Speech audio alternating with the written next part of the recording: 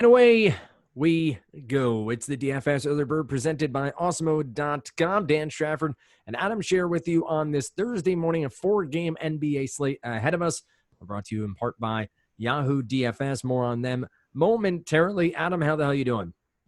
Doing good. Nice to have a 4-game slate after dealing with 9 games and a bunch of news yesterday. Absolutely. And well, speaking of news, anything going on in the DFS industry we should talk about here at the top? That we should talk about? No, probably not. There it is. Well, just buckle up, folks. It's going to be a fun ride. But we're going to talk about this 4-game NBA slate. We're going to go game by game. I will let you know about a couple of different things we have going on here at Awesemo. NBA giveaways happening, and as well as overall ways to get in on an Awesemo subscription and what the ye old Yahoo DFS has going as well. So lots to get to here, but we'll keep that minimal and make sure the analysis is front and center. We have Boston, Philadelphia, Cleveland, Detroit, Portland, Minnesota, Houston, Oklahoma City. Don't have lines yet for a majority of those games. Only Cleveland and Detroit out. That's 221.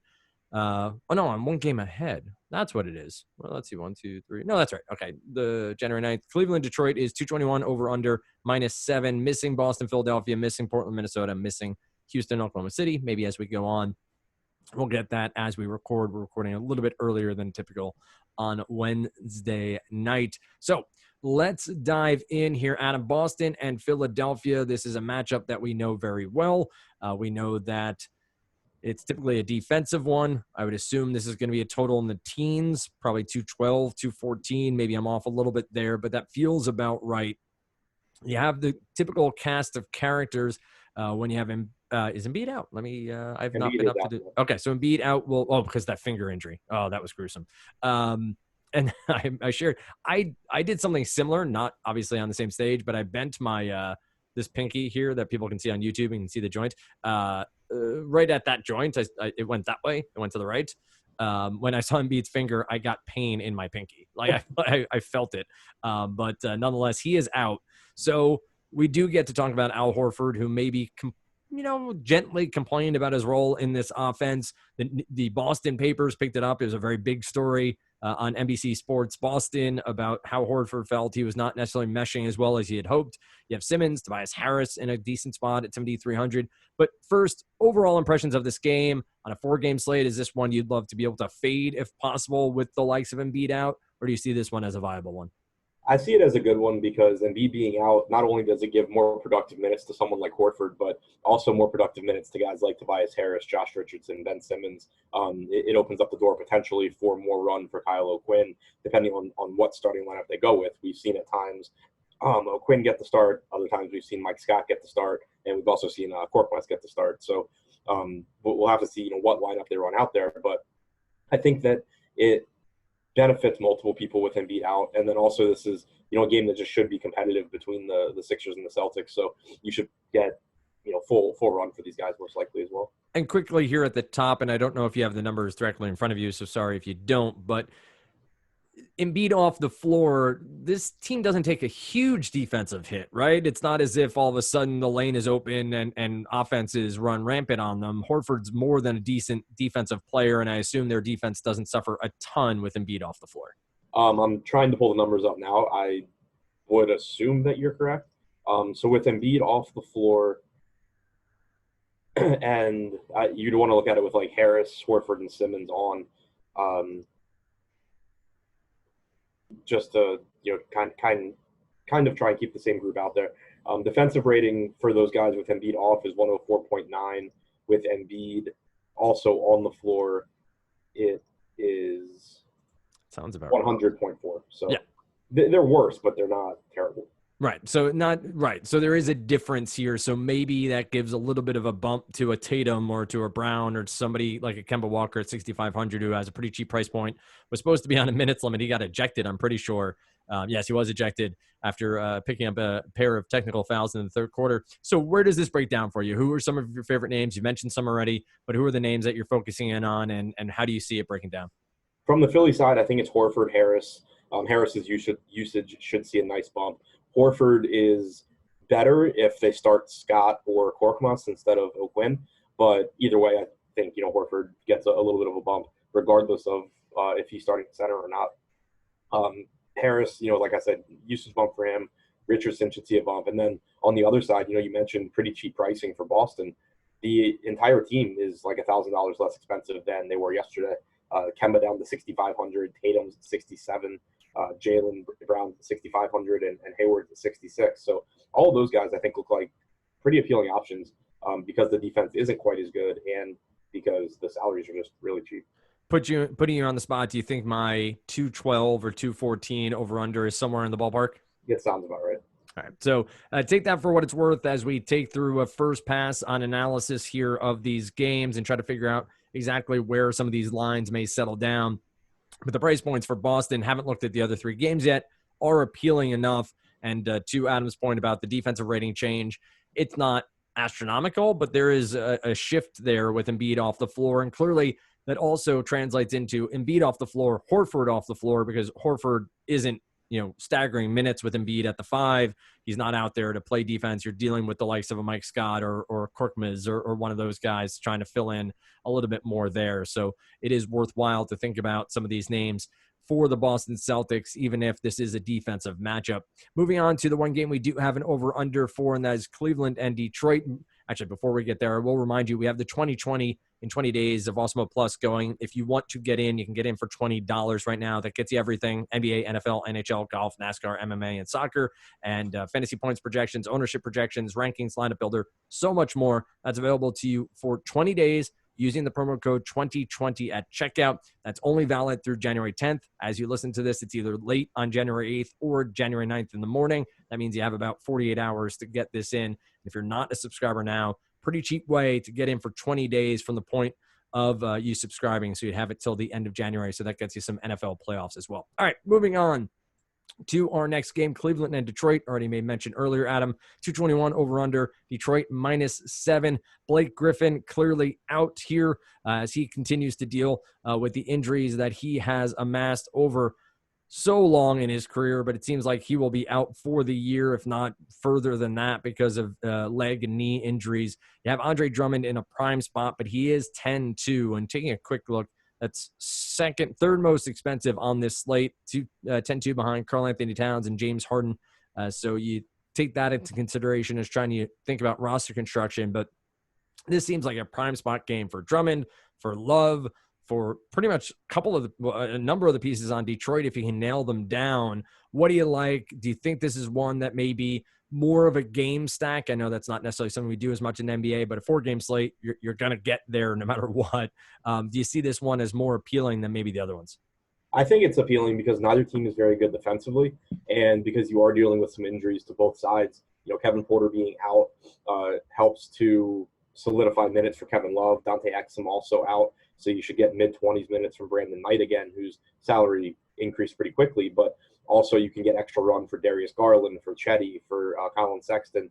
And then you have a matchup for Tristan Thompson where they would probably like him to play a little bit more than usual to deal with Andre Drummond. So I think that even though Cleveland's obviously a bad team, they're going to have a bit tighter rotation now than they normally do. So looking at the starters there is pretty appealing. And then the same side, or the same thing for Detroit, where you have Derrick Rose playing 28 to 30 minutes against a bad Cleveland defense. You have cheap pricing on Bruce Brown. You have Sekou Doumbouya, who's playing pretty big minutes and playing reasonably well. And then obviously you have Andre Drummond in a spot that he should absolutely smash against a smaller Tristan Thompson without Blake Griffin. So pretty concentrated rotations, I think, for both teams, especially Cleveland, but good matchups for both teams too. So it's kind of that weird game where neither team is particularly fast-paced, neither team is good, but you actually are going to have a lot of good fantasy options. And I will ask you this question, this one, putting you on the spot a little bit. Say Brandon Knight is 30% owned. It's a random number, but Osman and Garland are sub 10% owned. Is that enough of a stark contrast, maybe in a few less minutes or less usage, to go to a Garland or an Osman over a Knight? Yeah, I mean, I think that they're better plays anyway because Knight's up to 4,600 on DraftKings, where Chetty is 47, Garland's 48. I think Chetty and Garland both probably play on average like 8, 9, 10 minutes more than Knight. Knight, if you can find a site where his salary didn't move, he'll still be a viable option, but nowhere near as interested in him at 4,600 as I was the other day at 30, whatever he was, 33, 34. That makes a ton of sense. I love Cedi Osman. I'm a fan of his, and I think may go back to that well on this slate. If again, just asking a random question there of the percentage ownership, but we'll see where it shakes out. We do have ownership projections behind the paywall over at Osmo.com. Any other? Did you see the dunk by Dumbayo? I think so. It was on Tristan Thompson. Like he put his junk on his chin. Like it was just like full on. Yeah, I think I saw it. I'm mixing it up though with Jared Allen had a really big one at like the same exact time. No, there's a photo of it that is amazing from a Detroit, maybe Free Press photographer or somebody, a local photographer who just got an awesome image of it. And if you look at it, if you all are listening and you go seek it out on, I know Rod Beard, who is a friend of the DFS industry when it comes to NBA lineups and getting information out there, he tweeted it out. Look at Cedi Osman off to the right, looking not at the dunk, but at Tristan Thompson with a look of, oh, you didn't, man. You did. Why'd you stand there? Like full on just disgust for him of like, not disgust for him, but like empathy for him that he decided to get in the way of it because it is not a pretty picture for Tristan Thompson. But let's continue on here. We'll talk a little bit about Yahoo DFS after this Portland and Minnesota game. Again, no line on this one. We have a Q tag on Karl Anthony Towns. He's been dealing with this knee issue. He has been out, what's it now, 3 weeks, maybe 3.5, going back to December. Now, Towns obviously is a talent that can have a huge night here. He hasn't played, no, to read the note directly here, December 13th. He's been listed as day-to-day ever since with no updates regarding his progress, so it's unclear how close he is to actually returning. So I guess we could throw more of a doubtful tag on him here just simply because we don't have a true update. But for the sake of this game, he's 11-11 on DK. Hassan Whiteside is all the way up to 9,300, and he is coming off a vintage Hassan Whiteside game, Adam. He went 14 points, 16 rebounds, 7 blocks, and 4 assists. Now, this isn't the old school days with the Miami Heat where he played 18 minutes and put up those sort of numbers. He played 37. He's getting a ton of run for this Portland team. If Towns is in, if Towns is out, if Towns is in, is Whiteside a good play at 9,300 when you do have Andre Drummond just $900 more? I think he's a good play either way. I think Drummond is the better play, but there's certainly a pretty good chance that you get maybe a little bit more ownership going to Drummond than really should. That's one thing that, I think people are talking about, the edge in DFS dying, and obviously games have gotten harder, but I think it also, and Alex mentioned this in a tweet, there's still an edge. It's just changing from what it used to be. It's not, everyone knows the good plays now, but I think that looking at like Whiteside compared to Drummond, there's a good chance that it's an example of where, yes, Drummond is a better option. Yes, Drummond's going to outscore him the majority of the time, but there's a pretty good chance that there's a bigger ownership discrepancy than there really should be when you consider that Whiteside's playing around 34 minutes and averaging about 1.4 points per minute, that Drummond will probably play 36 or 37 at a similar rate. I think that there's obviously increased variance when you're talking about edges being like this, but I think that the type of edge that you should be looking for is finding spots like that with Whiteside where he's a little bit too close in salary to Drummond to be, quote unquote optimal play, but everyone's using similar projections and everyone's, kind of making similar lineups. So a lot of times you'll see someone like Whiteside be lower owned than they should because he's priced a little bit too closely to Drummond. You've talked about it before, and we have a couple of minutes here on a 4-game slate and don't want to belabor it per se, but the edge is almost in the extra math of range of outcomes, right? The possibility that a lower owned Whiteside goes off at a higher or equal to a Drummond at a cheaper price point gives you more options across other plays as well. Do you think that the set it and forget it, the idea of not analyzing those moments like you were just talking about is really where people are losing more often in NBA right now? I think so, as far as, yeah. So, I mean, it's weird because anytime you're talking about making slightly suboptimal plays, it's going to increase your volatility, your variance. So, like, there's going to be a lot of times where it's like, okay, well, I didn't take that Whiteside play and I cashed a bunch of lineups because Drummond beat him and, whatever.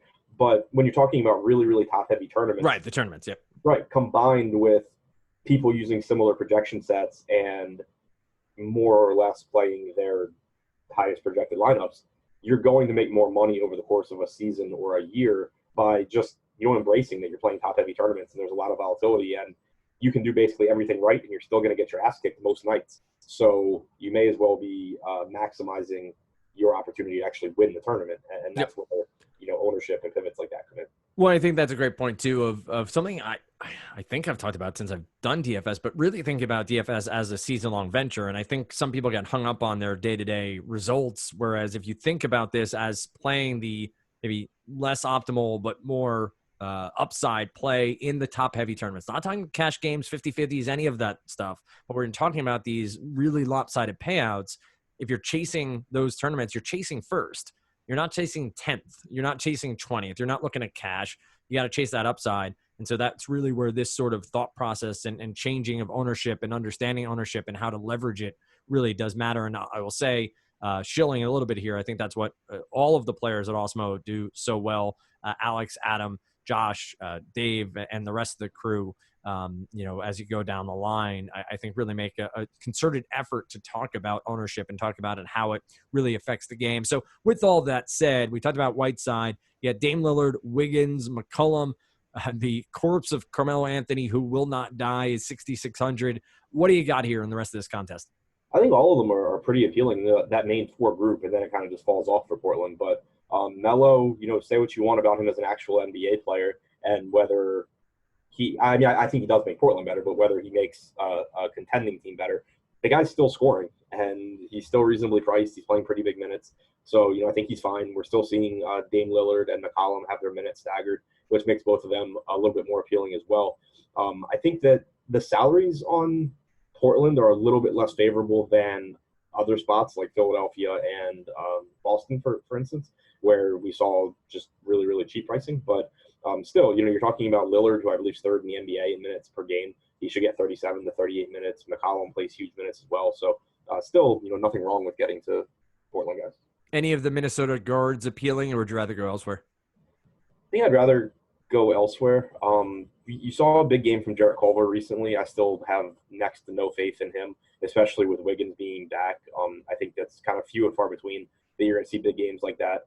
Napier is not bad from a production standpoint, but the problem is that you're not seeing a whole lot of him alongside Jeff Teague. So whenever you have two competent players splitting 48 minutes, you run – it's pretty risky because, it's pretty tough to find games where Jeff Teague isn't going to play at least like 18 minutes, which means that Napier's not playing much more than 30, and that's like a best-case scenario. So it's pretty tough with neither of those guys being that cheap. All right, this is a game that we're waiting on the lines for. Again, we only have Cleveland and Detroit as we talk through it. I probably put this in the 220s as well, along with that Cleveland-Detroit game. We have Houston and Oklahoma City still to go. I will remind you quickly here, sponsored by Yahoo DFS. They have the NFL that they've brought on and the baller contest that hit upwards of $250,000 over there. But they do have the NBA baller each and every day, typically $10. You can max enter that one now that they have CSV upload and CSV edit features. For those looking to play MME, claim up to $30 in Yahoo Sports Reward points by signing up and using promo code AWESOMO. Use the link that is featured in the article that typically EMAC writes each and every day for Yahoo DFS. Let's continue on here and talk about our final game. Lots of triple doubles in the NBA on Wednesday night. We'll see if that continues on into Thursday night. We have Houston and Oklahoma City. Looking quickly at pace, Houston is sitting where at present? They're second overall. Oklahoma City, I know, has slowed down a bit this year. They are 23rd, so a pace up spot for the Oklahoma City Thunder.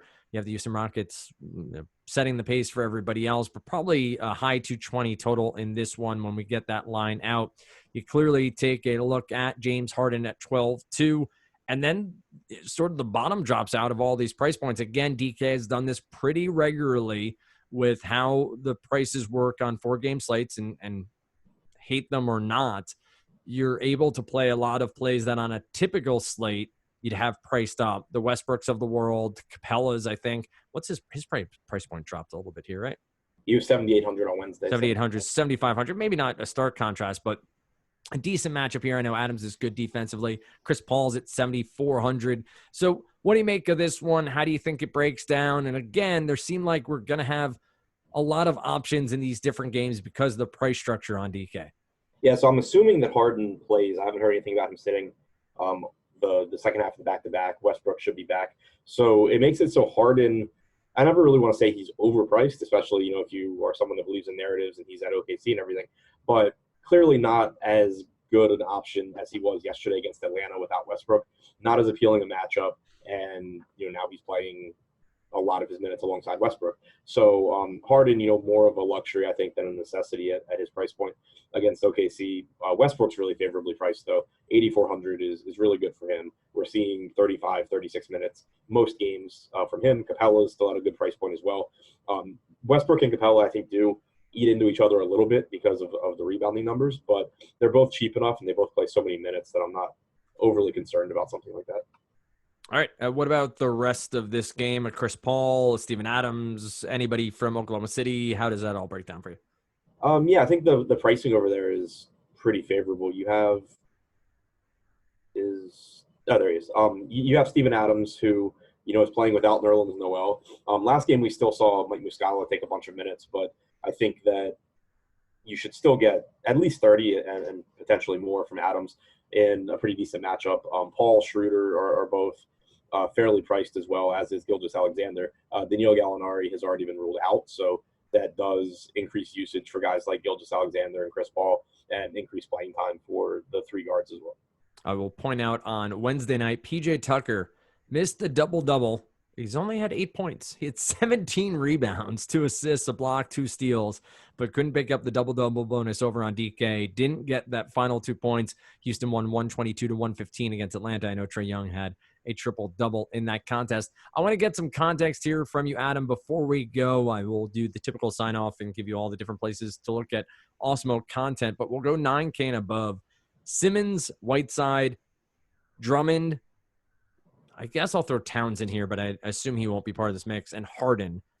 If you are constructing a single lineup, and I know that's not what you do, but if you're constructing a single lineup, which of those players do you feel is most important to get in? And you can default and say none of them, and I want to build a balanced lineup, and I'll ridicule you for a while. But of the 9K and above guys, obviously Embiid is out. We'll include Towns because he's questionable. Who do you feel is the most important to get into a lineup on Thursday night? I think Drummond's the one that looks the most appealing off the bat. All right. And then obviously tournaments, maybe you pivot away if you get Whiteside at a much discounted ownership percentage. But I agree, Drummond just seems like a guy who's destined for a 2020 game here, right? It just feels like it sort of put it on the board 2020, and then everything else is gravy beyond that. And it's funny because 2020 is the promo code you can use over at Osmo.com to get 20 days of Osmo Plus Premium. See how that works out, Adam. See how it all... You killed that segue. It all weaves together. I'm a professional. It's what I do. Get 20 days worth of Osmo Plus by using the promo code 2020-2020 at checkout. 20 days from the point of purchase. With that said, you find Adam on Twitter at ShipMyMoneyDFS. Find me if you so choose. I'm warning you, it's not all basketball. It's not all DFS. We play some family stuff. We play some politics. It's a lot of fun. Find me at Dan Strafford. Osmo_DFS is the website. And then there's Osmo NBA and so on and so forth. Find us each and every day over on YouTube. Like this video. Leave a comment. Let us know what you liked, what we can be adding to this early bird each and every day to get you ready for the NBA Strategy Show first thing each and every day. Then you get the Deeper Dive. That's 5 p.m. That's on YouTube. That is Adam and Lofty. And then Live Before Lock with the cast of characters, including Spags and Josh, EMAC, throw Ed Fear into there, and you go on down the line. So with that said, tomorrow you get Lofty and myself. Saturday morning, it is myself and Adam, and then we get back to a regular schedule next Monday right here on the DFS Early Bird presented by Osmo.com.